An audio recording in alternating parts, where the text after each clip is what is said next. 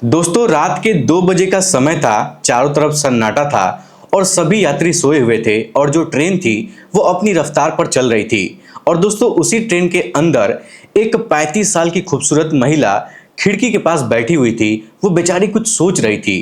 तभी दोस्तों अचानक एक अजनबी व्यक्ति उसके बगल में आकर बैठ गया। तो वो महिला उसको देखकर एकदम से चौंक गई और गुस्सा होकर उसकी तरफ देखने लगी। लेकिन दोस्तों वो महिला कुछ बोल नहीं रही थी। उधर जो अजनबी व्यक्ति जब महिला को गुस्सा होता हुआ देखता है तो दोस्तों वो समझ जाता है ना कि यहाँ पर अब माहौल बिगड़ने वाला है। दोस्तों वो व्यक्ति माहौल को शांत करने की कोशिश करता है और मुस्कुराते हुए उस महिला से कहता है कि मैडम, आपको देखकर तो लग रहा है कि आप भी मेरी तरह नींद से परेशान हैं और आप भी मेरी तरह कई दिनों से सोई नहीं हैं, या फिर सीट पर मैं बैठा हूं तो मेरा डरावना चेहरा देख ली है, इसीलिए आप ऐसी शक्ल बना रही हैं। अब दोस्तों इस बात को सुनकर जो महिला उसके पास बैठी हुई थी है वो थोड़ा सा सतर्क हो जाती है और मुस्कुराने लगती है और उससे कहती है कि तुम रात के 2 बजे अचानक मेरे पास आकर कैसे बैठ सकते हो? तुमको ये बात अजीब नहीं लगता है? तब दोस्तों वो अजनबी कहता है कि हाँ, मुझे भी थोड़ा अजीब तो लग रहा है। आप बिल्कुल सही कह रही हैं। वैसे भी आधी रात को लोग या तो भूतों की कहानियां सुनते हैं या फिर स्लीपर कोच के अंदर ट्रेन की जो खड़खड़ाहट की आवाजें होती हैं वो सुनते हैं। अब दोस्तों इस बात को सुनकर जो महिला होती है ना वो मुस्कुराने लगती है और मुस्कुराते हुए उस व्यक्ति से कहती है कि अच्छा एक बात बताइए, इनमें से आप कौन सी कहानी इस रात को मेरे पास लेकर आए हैं? इतनी रात को आप कौन सी मुझे कहानी सुनाने वाले हैं? तब दोस्तों वो अजनबी मुस्कुराते हुए कहता है कि अरे मैडम, मैं तो खुद में ही एक रहस्यमयी कहानी हूँ, लेकिन आप परेशान मत होइए, आप मेरे से डरिए मत, मेरी कहानी का अंत बहुत खुशहाल होता है। अब दोस्तों इस बात को सुनकर वो महिला खुलकर एकदम से हंसने लगती है जोर जोर से। फिर वो सोचती है कि आसपास के जो लोग सोए हुए हैं वो लोग जग जाएंगे, इसलिए दोस्तों वो ज़्यादा हंसती नहीं है। दोस्तों वहाँ पर माहौल अब धीरे धीरे शांत हो जाता है, माहौल ठंडा हो जाता है और खिड़की से भी ठंडी ठंडी हवाएं आ रही होती हैं। तभी दोस्तों वो महिला मुस्कुराते हुए उस अजनबी से पूछती है कि अच्छा आप एक बात बताइए, आप हंसी मजाक तो बहुत कर लिए हैं, लेकिन आप कहाँ के रहने वाले हैं, कहाँ जा रहे हैं? तब दोस्तों वो अजनबी व्यक्ति हंसते हुए उस महिला से कहता है कि मैडम, इस बात का जवाब तो पहले आपको देना पड़ेगा, आप मुझे बताएंगी तभी मैं बताऊंगा। तब दोस्तों वो महिला बताती है कि मैं तो वाराणसी से चढ़ी हूँ और दिल्ली जा रही हूँ। तब दोस्तों वो अजनबी कहता है कि अच्छा, तब आप हमारे हमसफर निकले। मैं पटना से बैठा हूँ और मैं दिल्ली जा रहा हूँ, मैं पटना का रहने वाला हूँ। तब दोस्तों वो महिला कहती है कि अच्छा, आप पटना के रहने वाले हैं। पटना वाले लोग तो बहुत मजाकिया होते हैं।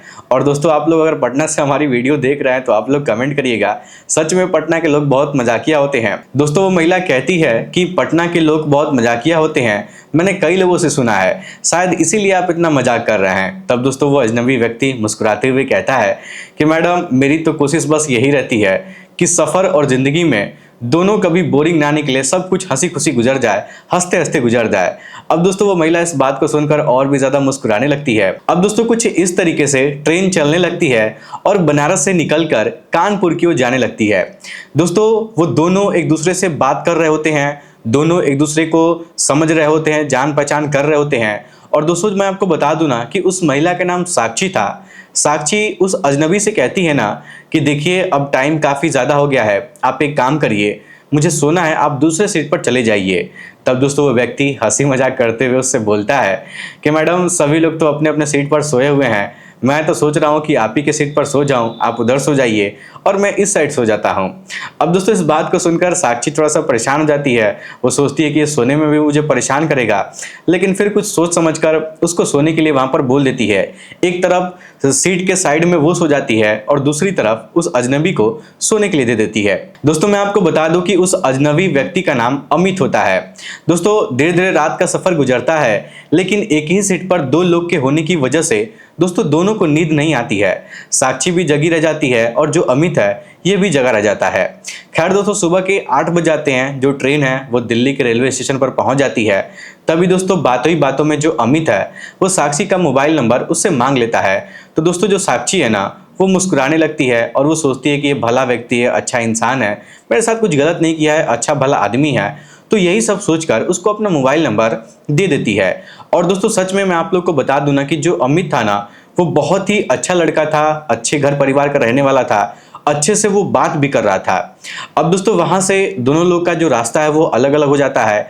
अमित अपने काम के सिलसिले से दिल्ली गया था, वहाँ पर अपना काम करता है और काम करने के बाद वापस अपने घर चलाता है।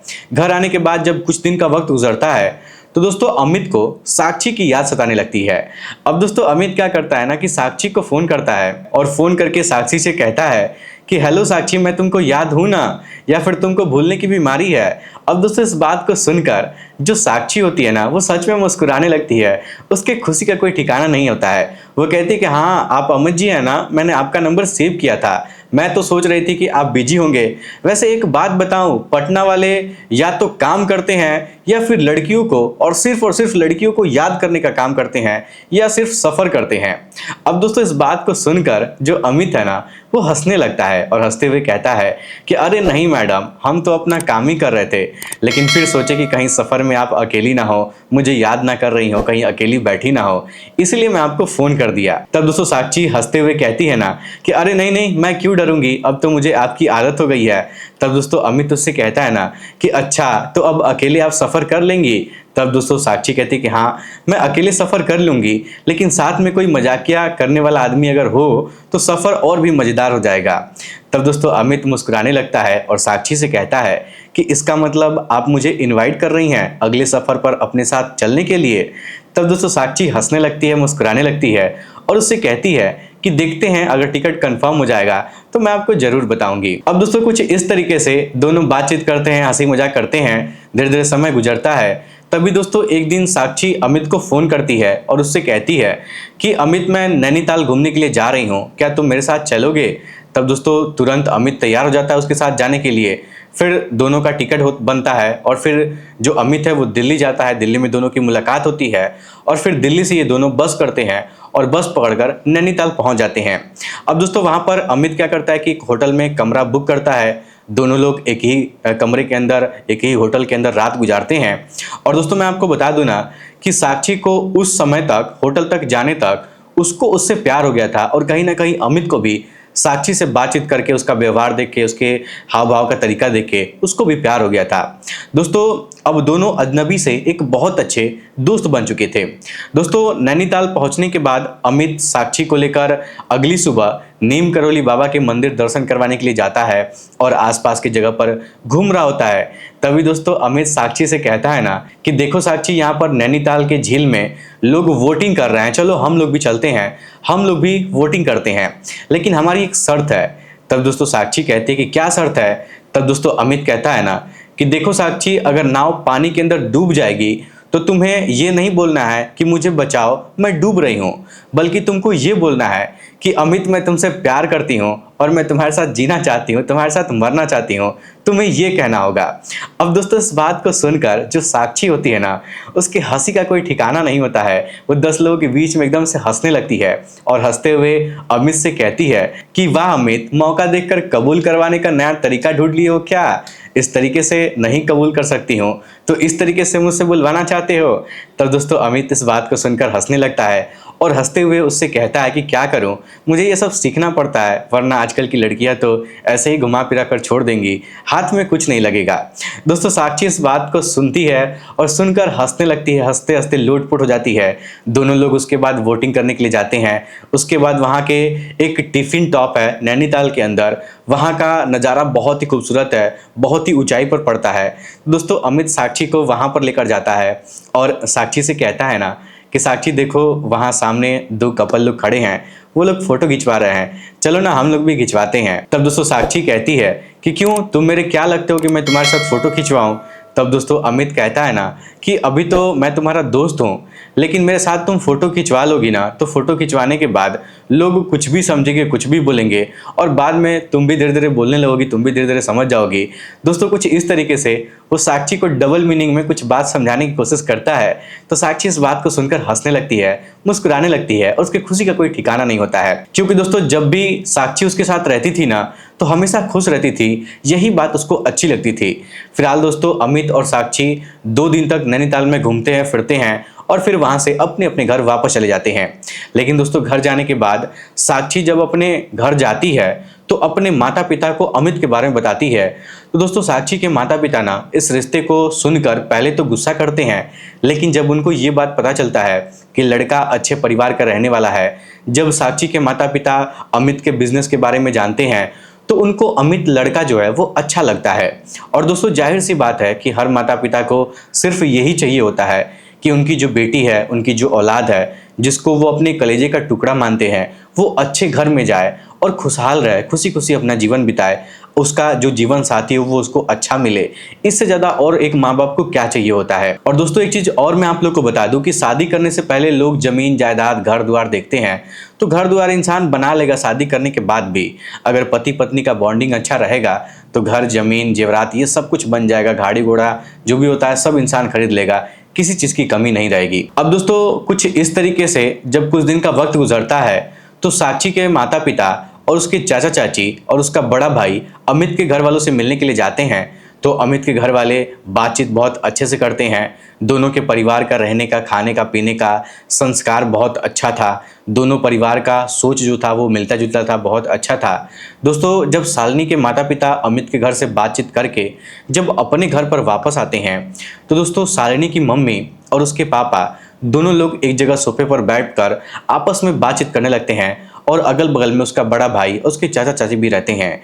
तभी शालिनी की माँ कहती है ना कि देखिए जी लड़का बहुत अच्छा है, उसका घर भी ठीक ठाक है और सबसे बड़ी बात तो ये है कि हमारी बेटी साक्षी उसको पसंद करती है। इससे ज़्यादा हम लोग को और क्या चाहिए, मुझे तो कोई दिक्कत समझ में नहीं आ रही है। तब दोस्तों साक्षी के पिताजी कहते हैं कि हाँ तुम सही कह रही हो, मैं भी वहाँ पर यही सब देख रहा था कि अमित की फैमिली कोई दिखावा नहीं करती है, वो लोग कोई दिखावा नहीं करना चाहते हैं, उन लोग का बिजनेस भी अच्छा खासा चल रहा है और लड़का भी समझदार है। तब दोस्तों शालिनी की माँ मुस्कुराते हुए कहती है ना कि इसका मतलब मैं समझूं कि रिश्ता पक्का है या फिर कोई आप दूसरा लड़का देखना चाहते हैं। तब दोस्तों शालिनी के पिताजी हंसते हुए कहते हैं कि अरे नहीं नहीं, हमारी बेटी वहाँ पर खुश रहेगी, इससे ज़्यादा मुझे और कुछ नहीं चाहिए। तभी दोस्तों शालिनी का बड़ा भाई अपने पापा से कहता है कि पापा आप सही बात कह रहे हैं, ये भी तो देखिए कि दहेज का लेन देन का कोई भी टेंशन नहीं है। अमित जीजाजी ने साफ साफ कह दिया है कि मुझे सिर्फ साक्षी चाहिए और उसके अलावा कुछ नहीं चाहिए, ना मुझे गाड़ी चाहिए, ना गहना चाहिए, धन दौलत कुछ नहीं चाहिए, बेड वगैरह भी नहीं चाहिए, सिर्फ और सिर्फ साक्षी चाहिए। ऐसा लड़का आज के ज़माने में बहुत कम मिलेगा।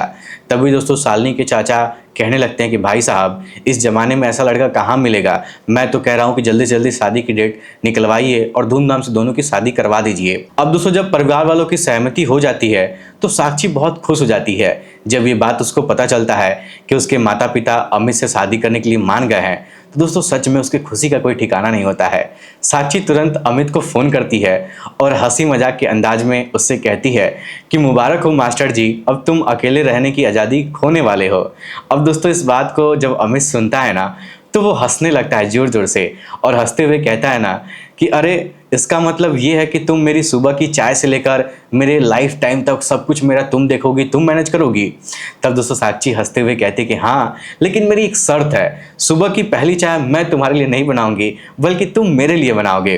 अब दोस्तों अमित इस बात को सुनकर और भी ज़्यादा जोर जोर से हंसने लगता है और साक्षी से कहता है कि देखो शादी से पहले ही इतना सब कुछ करने लगी ना, कहीं ऐसा ना हो कि शादी हो जाने के बाद तुम मुझसे कहो कि अमित घर का काम भी तुम ही कर लो। अब दोस्तों इस बात को सुनकर साक्षी बहुत जोर जोर से हंसने लगती है और उससे कहने लगती है कि अब ये बात तो शादी के बाद ही पता चलेगा कि घर का असली बॉस कौन है। अब दोस्तों इस तरीके से कुछ दिन का वक्त गुजरता है, फिर दोनों की शादी की डेट भी रख दी जाती है और दोस्तों दिसंबर 2007 में अमित और साक्षी की धूमधाम से शादी हो जाती है। अमित अपनी शादी में जमकर डांस किया और साक्षी के घर वाले भी जो भी रस्में होते हैं, रीति रिवाज होते हैं, वो बहुत अच्छे से निभाए थे।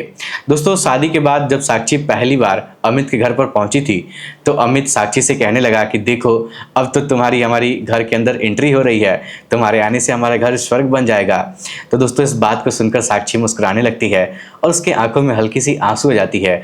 वो फूट फूट कर रोने लगती है और उसे कहती है कि हाँ स्वर्ग तो बन जाएगा लेकिन असली स्वर्ग तब बनेगा जब मैं इस घर को अच्छी तरीके से अपने कंधे पर उठा लूंगी, मैं इस घर को संभाल लूंगी। अब दोस्तों इस बात को सुनकर अमित भी मुस्कुराने लगता है और फिर दोनों लोग अपनी नई जिंदगी की शुरुआत करते हैं। और दोस्तों कुछ इस तरीके से अमित जो है वो शालिनी को अपना बनाता है और जीवन भर दोनों एक साथ रहने की कसम खाते हैं, दोनों एक दूसरे से वादा करते हैं।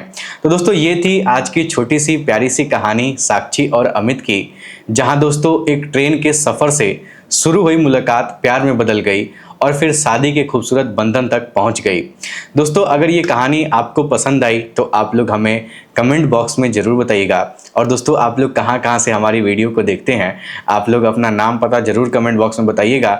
हमको अच्छा लगता है जब आप लोग बताते हैं तो। और दोस्तों, आप लोग को सबसे ज़्यादा कब मज़ा आया था, किस मोमेंट में इस कहानी में मज़ा आया था, वो भी हमें कमेंट बॉक्स में बताइएगा। और आप लोग ये भी बताइएगा कि क्या कभी आप लोग के साथ ऐसी घटना घटित हुई है ट्रेन में। अगर हुई है तो आप लोग अपना अनुभव हमें कमेंट बॉक्स में ज़रूर बताइएगा। दोस्तों, अगर आप लोगों को ऐसी रोमांटिक और मज़ेदार कहानियाँ सुनना पसंद है तो हमारे चैनल को सब्सक्राइब कर लीजिए और वीडियो को लाइक कर दीजिए, ताकि मेरा हौसला बढ़ता रहे और भी ज़्यादा ऐसी बेहतरीन कहानियाँ मैं आप लोग को सुनाता रहूँ। आप लोग का बहुत बहुत धन्यवाद। मिलता हूँ मैं आप लोग से अगली कहानी में।